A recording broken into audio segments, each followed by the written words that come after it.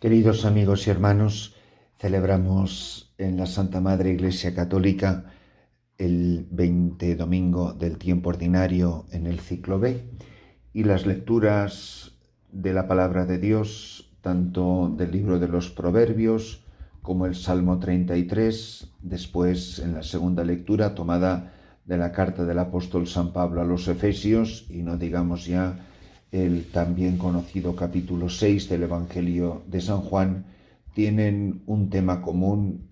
El hilo conductor que las vincula a todas es la imagen del pan, la metáfora del pan, metáfora evidentemente en el Antiguo Testamento y realidad viva, realidad ontológica y existencial en el Nuevo Testamento, cuando verdaderamente Jesucristo convierte el pan común en su propio cuerpo y el cáliz de vino en su propia sangre.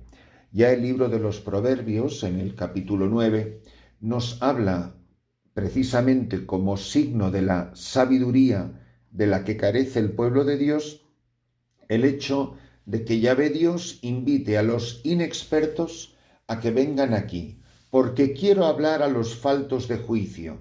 Y les dice: venid a comer de mi pan y a beber el vino que he mezclado. Dejad la inexperiencia y viviréis, seguid el camino de la prudencia. La sabiduría de Dios se expresa en la comunión con Dios.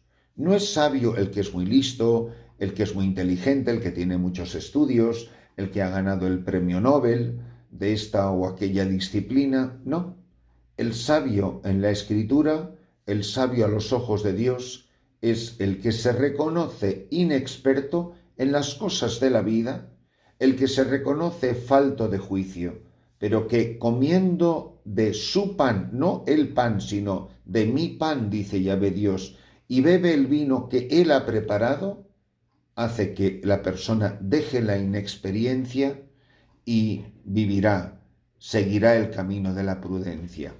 En el Salmo responsorial nos invita a algo hermosísimo y además íntimamente unido a la sabiduría.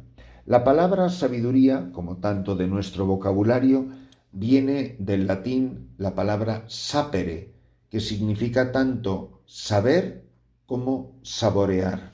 Curiosamente, en la mentalidad semita, el sabio no es el que tiene muchas ideas, muchos conceptos, muchos conocimientos en su intelecto. A Dios no se le conoce únicamente de modo intelectual. A Dios se le conoce sobre todo por la capacidad de haber saboreado el misterio. Tantas veces os he citado esas palabras maravillosas hablando del sacerdote, pero que evidentemente se puede aplicar a cualquier fiel cristiano, que el cristiano adulto, dice San Juan de Ávila, sobre todo el sacerdote, es el hombre que sabe, sabiduría, conocimiento, a lo que sabe Dios. Es el hombre que ha saboreado el misterio, no simplemente que acumula información en la cabeza. Y dice así que la persona que es sabia a los ojos de Dios es el que tiene experiencia del misterio de su amor. ¿Qué produce esta comunión en el pan y el vino, en su cuerpo y en su sangre?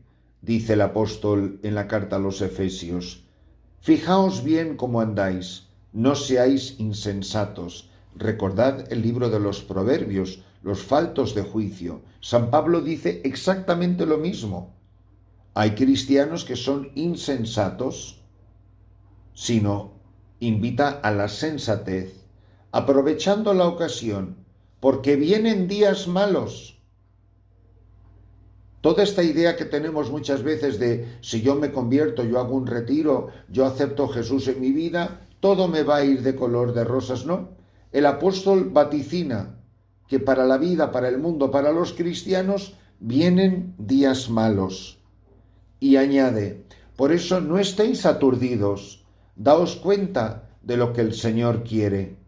No os emborrachéis con vino.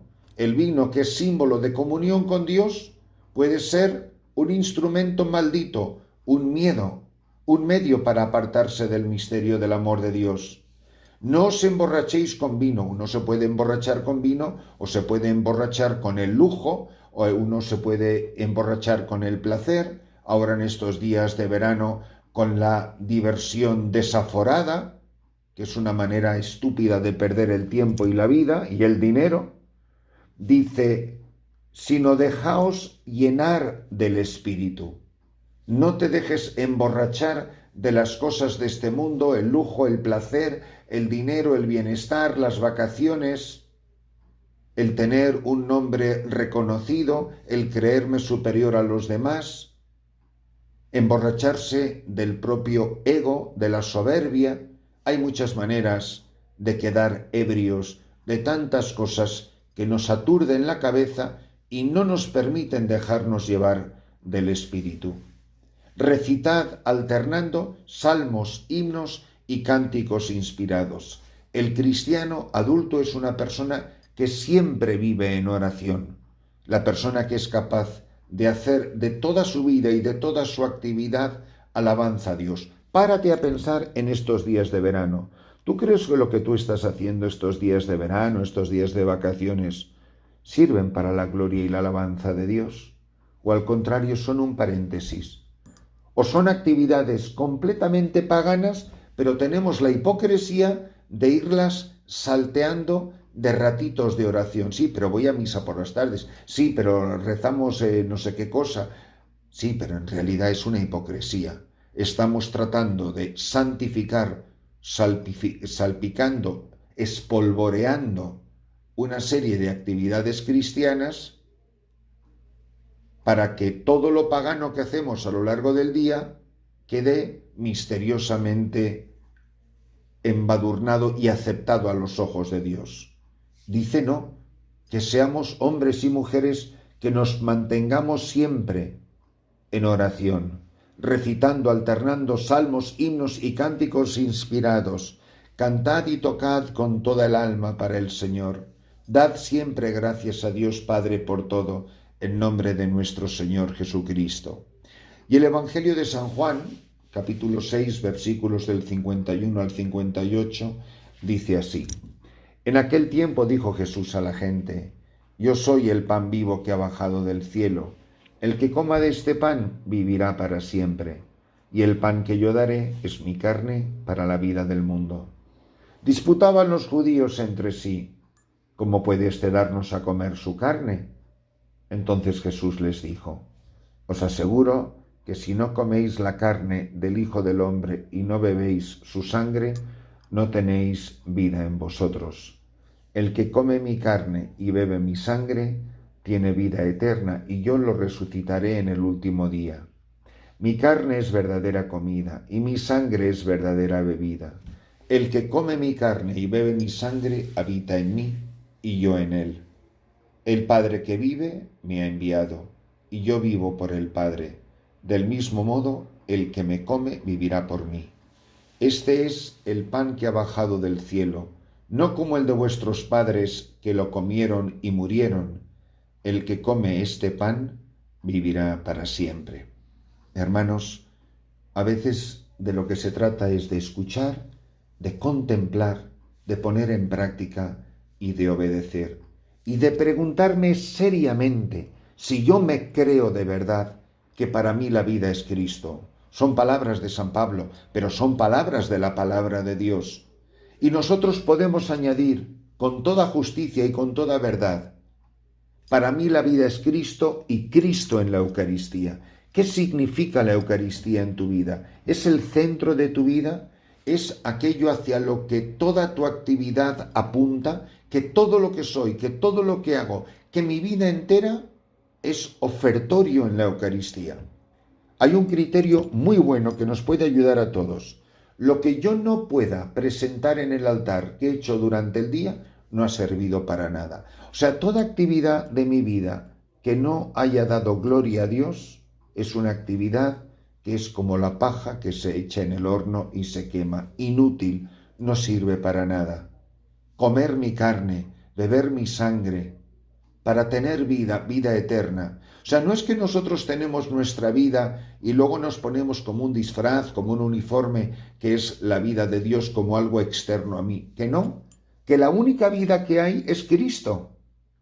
Y además dice, como el Padre que vive me ha enviado, el Padre ha enviado a Cristo al mundo para que Cristo sea mi vida.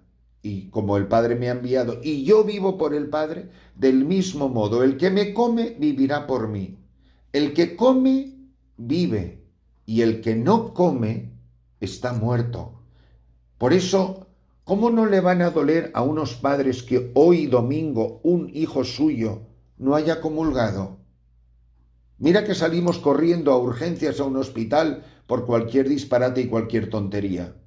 Pero un hijo tuyo lleva una temporada sin comulgar y no te quita un minuto de sueño. O sea, no te duele, no haces nada, no sacrificas nada, no estás dispuesto a nada. ¿Cómo yo, sacerdote, puedo tener miles de feligreses que domingo tras domingo tras domingo no pisan la iglesia, no comulgan? ¿Cómo yo como sacerdote, y escúchenme bien, estás dando la comunión a gente que está comulgando en pecado mortal y tú no dices nada?